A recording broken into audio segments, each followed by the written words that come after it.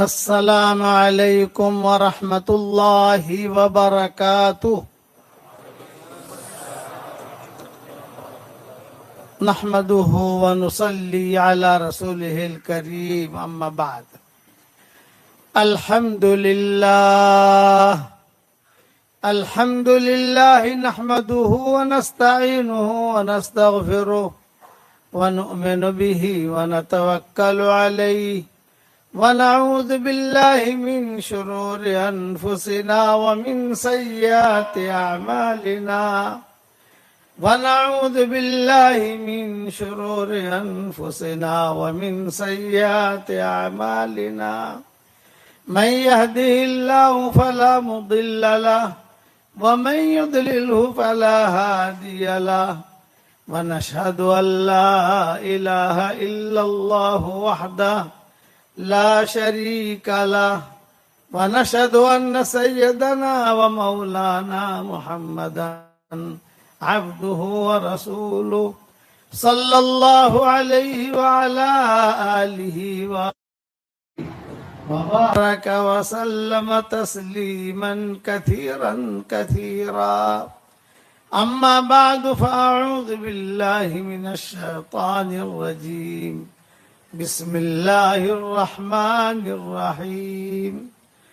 يا أيها الذين آمنوا اذكروا الله ذكرا كثيرا وسبحوه بكرة وأصيلا، هو الذي يصلي عليكم وملائكته ليخرجكم من الظلمات إلى النور وكان بالمؤمنين رحيما، تحيتهم يوم يلقونه سلام وأعد لهم أجرا كريما۔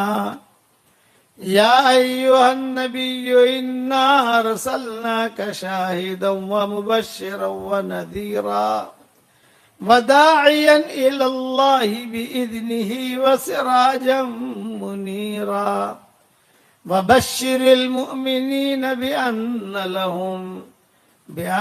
لهم من الله فضلا كبيرا، ولا تطع الكافرين والمنافقين ودع أذاهم وتوكل على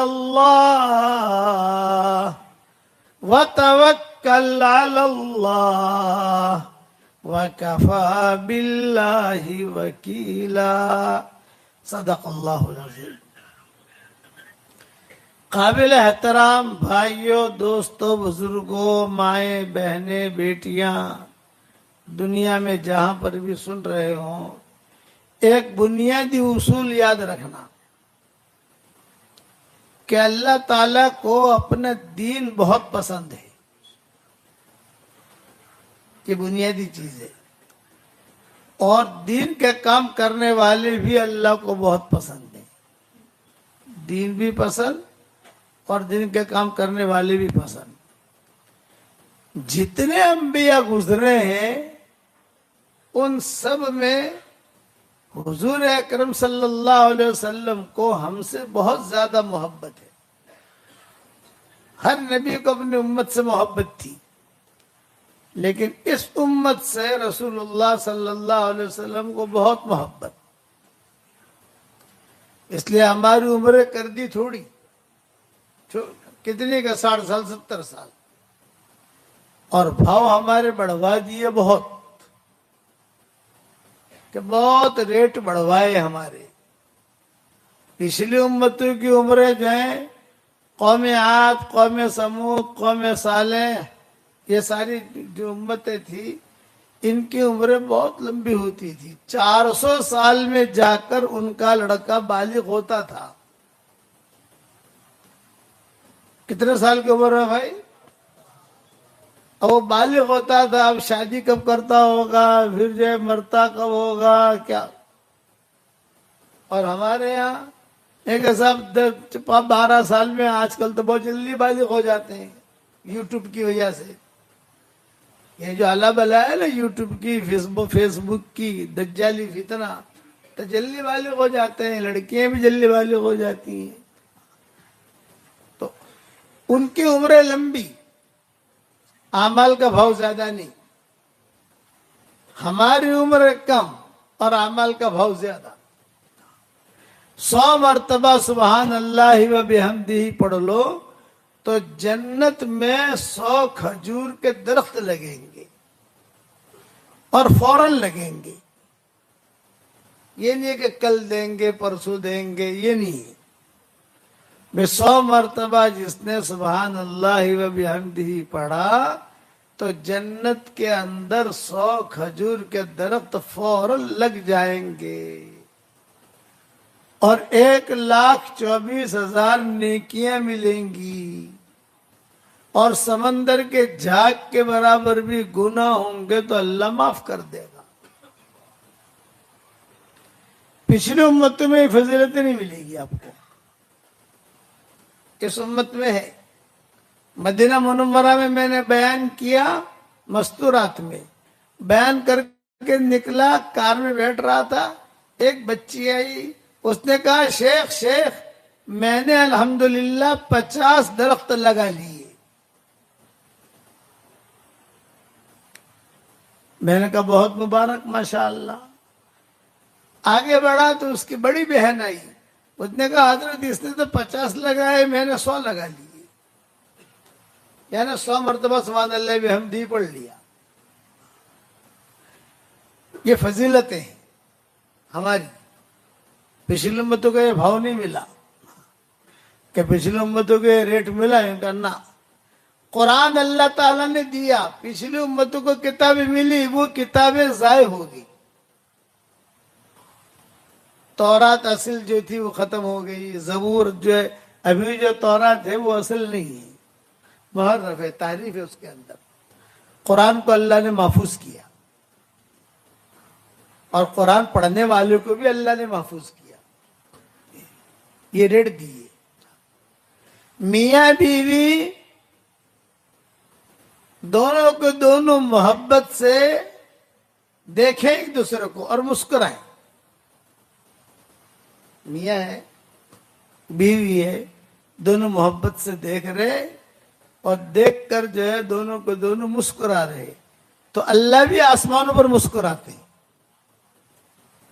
گھر جا کر یہ عمل کر لینا، اللہ کو ہنسانا، لیکن دل سے کرنا. یہ نہیں کہ مولانا نے کہا ہے چل میں ہنستا ہوں لیکن تیری میری لڑائی تو ہے ہی، یہ نہیں. محبت کے ساتھ حضور صلی اللہ علیہ وسلم نے فرمایا میاں بیوی دونوں کو دونوں ایک دوسرے کی طرف دیکھیں اور محبت سے مسکرائیں تو اللہ تعالیٰ بھی مسکراتے ہیں. کتنی بڑی چیز ہے. تہجد میں میاں بیوی ایک دوسرے کو جگائیں نماز پڑھنے کے لیے، اللہ کو ہنسی آتی ہے. پانی کا چھڑکاؤ کر رہے تو اللہ کی ہنسی آتی ہے. کبھی شوہر تھکا ہوا ہے، کبھی بیگم تھکی ہوئی ہے، کبھی شوہر جلدی اٹھ جاتا ہے، کبھی بیگم جلدی اٹھ جاتی ہے.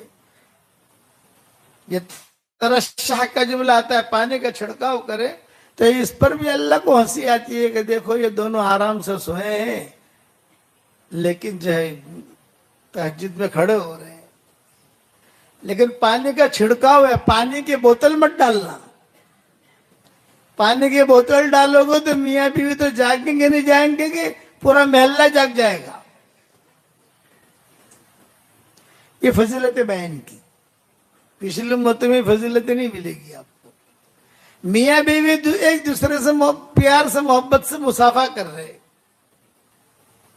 سلف صالحین دونوں ہاتھوں سے مصافحہ کرتے تھے.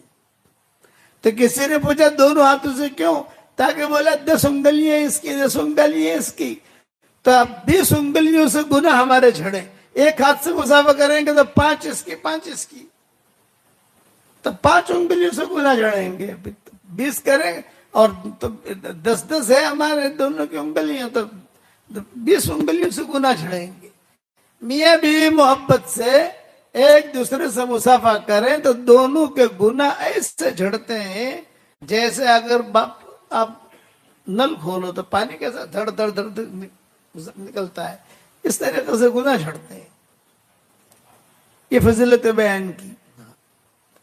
بیوی کے منہ میں لقمہ دینا صدقہ. سعد ابن ابی وقاص بیمار ہوئے، حدیث شریف میں آتا ہے، بہت بیمار ہوئے حضرت سعد ابن ابی وقاص. مکہ مکرمہ میں 2 مرتبہ یہ بیمار ہوئے. ایک مرتبہ مکہ میں بیمار ہوئے، ایک مرتبہ مدینہ منورہ میں بیمار ہوئے حضرت سعد ابن ابی وقاص. تو حضور صلی اللہ علیہ وسلم مکہ میں ملنے کے لیے آئے سعد ابن ابی وقاص سے. پھر طبیعت آپ کی خراب ہے، یہ وہ. تو حضرت سعد ابن ابی وقاص نے کہا کہ حضرت بہت بیمار ہوں اور موت کی آہٹ سن رہا ہوں. آپ نے فرمایا نہیں تجھے اس بیماری میں موت نہیں آئے گی، اللہ تعالیٰ تو تجھ سے بہت کام لے گا ابھی. یہ سعد ابن ابی وقاص ہے جو ایران کے فاتح بنے ہیں دور فاروقی میں. کہ نہیں اللہ تیری عمر میں بہت برکت دے گا. تو سعد ابن ابی وقاص کے پاس مال بہت تھا اور ایک بیوی اور ایک لڑکی تھی. تو حضور صلی اللہ علیہ وسلم سے کہا کہ حضرت میرے پاس تو مال بہت ہے، تو میں چاہتا ہوں کہ اچھا خاصا مال صدقہ کر لوں. ایئر کنڈیشن چالو کر دینا کہ میں تھوڑا سا صدقہ کروں کچھ. آپ نے فرمایا نہیں. یہ کہ آدھے کی اجازت دیجیے. آپ نے فرمایا نہیں. صدقہ کرنا بھی ٹھیک، اپنے بیوی بچوں کے لیے رکھو، مجھے صدقہ کرنے کا شوق ہے. تو حضور نے کیا فرمایا؟ بیوی کے منہ میں لقمہ دے گا تو اس پر بھی صدقے کا ثواب ملے گا. آج کل ہم ہمارے بیویوں کے منہ میں لقمہ دیتے ہی نہیں، تو لڑائیاں ہوتی رہتی ہیں. یہ تو محبت کی چیزیں نبی نے بتائی ہیں کہ بیوی کے منہ میں لقمہ دے گا تو اس پر تجھے صدقے کا ثواب ملے گا. ایک مرتبہ میں نے بیان کیا تو بیچارہ ہمارا ساتھی تھا، سیدھا سادہ بھولا بھالا، 1 ہفتے تک جو ہے مسجد میں آیا ہی نہیں. ارے بھائی تو روزانہ ملتا تھا، 3 جماعت میں بھی چلتا تھا، مسجد جماعت میں بیٹھتا تھا، کہاں غائب ہو گیا؟ مولانا بیوی کے منہ میں لقمے دے رہا تھا. تو میں نے کہا تیری بیوی زندہ بھی ہے، مر گئی؟ یعنی بیوی کے منہ میں لقمہ دینا جو ہے یہ کبھی کبھار ہے. محبت کے راستے بتائے حضور صلی اللہ علیہ وسلم نے، بہت محبت کے راستے بتائے، محروم نہیں کیا. گناہ معاف کرانے کے اسباب بہت بتائے، نیکیاں بڑھانے کے اسباب بہت بتائے بے انتہا، کہ گناہ معاف کرانے کے اسباب بہت اور نیکیاں بڑھانے کے اسباب بہت. ایک دعا پڑھاتا ہوں آپ کو میں. ربنا اغفر لی ولوالدی وللمؤمنین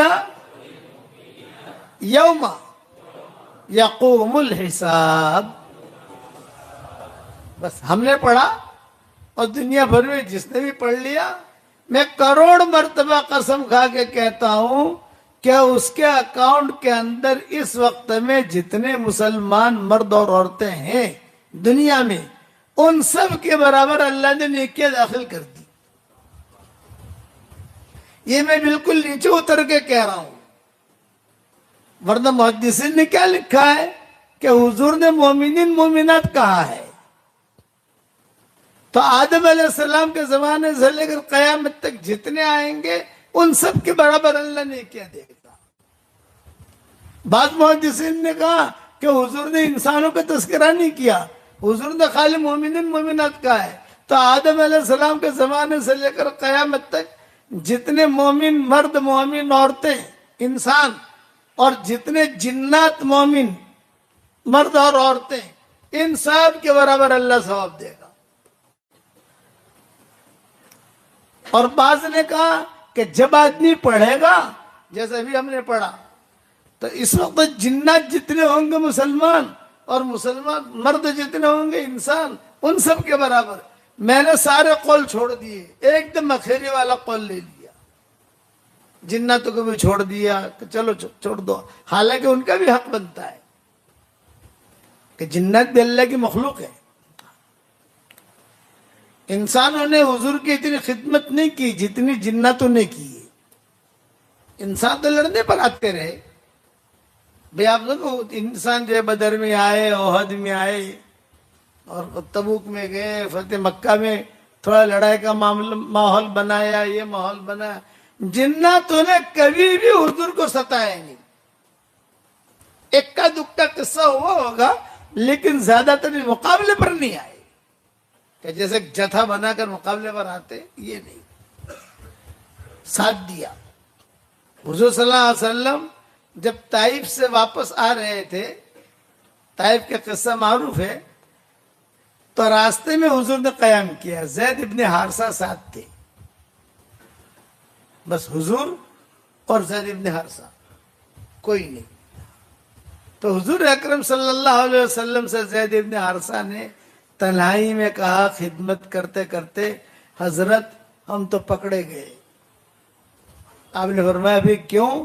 یہ فرمایا کہ طائف سے نکالے گئے، اب طائف والوں نے اعلان کر دیا کہ انہیں واپس مت آنے دینا، بارڈر لگا دی، ہمارے ملک سے آپ نکل گئے، اب نہیں آ سکتے. مکہ والوں نے کہہ دیا ہمارے مکہ سے تم نکل گئے، اب مکہ میں نہیں آ سکتے. بات سمجھ میں آ گئی؟ طائف والوں نے وہاں منع کر دیا، مکہ والوں نے یہاں منع کر دیا. تو حضرت اب زید ابن حارثہ نے کہا کہ حضرت نہ طائف جا سکتے ہیں نہ مکہ جا سکتے ہیں، بیچ بیچ میں ہم رہیں گے، یہاں کھانا کا معاملہ، رہنے کا معاملہ، اور بچے ہمارے مکہ مکرمہ میں ہیں، تو کیا کریں، ہم تو پکڑے گئے. آپ نے فرمایا لا تخف ولا تحزن، ٹینشن مت لے، اللہ ہماری مدد کرے گا. تو یہ بیچ میں جناتوں نے مدد کی. انسان تو کوئی آتا نہیں تھا. پہاڑوں کے اندر جن آتے تھے، کبھی پھل لے کر آ رہے ہیں، کبھی یہ لے کر آ رہے ہیں. تو حضور صلی اللہ علیہ وسلم نے ایک موقع کے اوپر جناتوں کی تعریف کی. سورہ رحمان جب نازل ہوئی تو حضور صلی اللہ علیہ وسلم نے سب سے پہلے جناتوں کو سنائی. جب جناتوں کو سنائی تو جنات بھرے ہوئے تھے. میں اس لیے سنا رہا ہوں کہ تمہاری مجلس میں بھی جنات بھرے ہوئے ہیں، تو وہ بھی خوش ہو جائیں کہ ان کی بھی فضیلت ہے. کیا کہا انہوں نے؟ سب جن بھرے ہوئے. حضور صلی اللہ علیہ وسلم، اتنا یاد رکھنا، حضور صلی اللہ علیہ وسلم نے جناتوں میں 6 بیانات کیے. کتنے بیانات ہوئے؟ 6. 3 مکہ میں، 3 مدینہ میں. اب وہ 6 بیانوں کی تفصیل تو سنا نہیں سکتے، اتنا لمبا چوڑا وقت ہوتا نہیں ہے، نہ ہم میں اتنی طاقت. تو حضور صلی اللہ علیہ وسلم جب سورہ رحمان نازل ہوئی تو حضور صلی اللہ علیہ وسلم گئے. تو حضور صلی اللہ علیہ وسلم جانے سے پہلے کبھی کبھی کسی صحابی کو ساتھ لے جاتے تھے، کسی بھی صحابی کو. کبھی عبداللہ بن مسعود کو لے لیا، لیکن ابو بکر، عمر، عثمان، علی، ان لوگوں کو نہیں لیتے تھے. جب دوسرے جو خادم صفت لوگ ہوتے تھے ان کو حضور صلی اللہ علیہ وسلم لے جاتے تھے. عبداللہ بن مسعود خود فرماتے ہیں کہ ایک مرتبہ میرے گھر میں بہت فاقہ تھا اور حضور صلی اللہ علیہ وسلم نے مسجد نبی میں اعلان کیا، بھئی جو بھی اصحاب صفہ والے ہیں چلے میرے گھر پر دعوت ہے. تو جتنے بھی صفہ والے تھے سارے کے سارے گئے. میں نہیں گیا اس لیے کہ میں اہل صفہ میں سے تھا نہیں، تھا فقیر، پیسے نہیں تھے میرے پاس. لیکن میں گیا نہیں کہ حضور نے کہا جو اہل صفہ ہیں وہ آویں، تو میں اہل صفہ میں نہیں تھا تو میں گیا نہیں. سب نے کھا لیا. جب سب نے کھا لیا تو حضور صلی اللہ علیہ وسلم اسی تشریف لائے، مسجد نبی میں تھوڑا سا چکر لگا رہے تھے. عبداللہ بن مسعود کو دیکھا، ارے عبداللہ تم کھانے کے لیے نہیں آئے؟ سب لوگوں نے کھانا کھا لیا میرے گھر پر، تم نہیں آئے. تو عبداللہ بن مسعود نے کہا کہ حضرت میں اہل صفہ میں تو ہوں نہیں، آپ نے اہل صفہ کا اعلان کیا تھا تو میں تو شرم کے مارے بھوکا بیٹھا رہا. تو آپ نے فرمایا اچھا چلو بھی اب تو کھانا ختم ہو گیا، لیکن کہیں سے اللہ تعالیٰ بھیجے گا تو میں تم کو بلا لوں گا. یہ حضور نے فرمایا. اب تو کھانا ختم ہو گیا گھر میں، لیکن کہیں سے کوئی ہدیہ آ گیا، کوئی بکری کا گوشت آ گیا، کوئی آ گیا تو میں تمہارے لیے رکھوں گا اور تمہیں بلاؤں گا. ابھی حضور گھر پہ پہنچے تھے کہ حضور صلی اللہ علیہ وسلم کی باندی آ گئی. حضور بلا رہے ہیں. عبداللہ بن مسعود کہتے ہیں کہ میں نے تو کپڑے وپڑے ٹھیک کیے، سب چپ ٹھیک ٹھاک کر کے بھی حضور بلا رہے ہیں، مطلب کہ کھانے کے لیے بلا رہے ہیں. یہی بات ہوئی تھی نا بھی مسجد نبوی میں، کھانے کے لیے بلا رہے ہیں. تو میں جو ہے اب کپڑے وپڑے ٹھیک ٹھاک کر کے میں وہاں گیا، اور اس نیت سے گیا کہ انشاءاللہ کھانا جب ہوگا تو بہت کھاؤں گا، 2-3 دن تک چلے.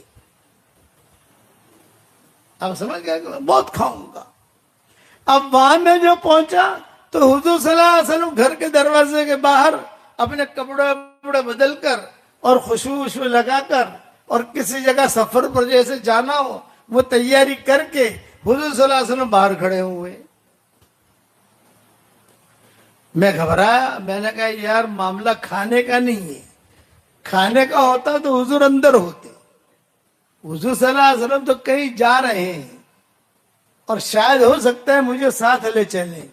تو حضور صلی اللہ علیہ وسلم نے کہا عبداللہ چلو ہمارے ساتھ، اور میرا ہاتھ پکڑ لیا.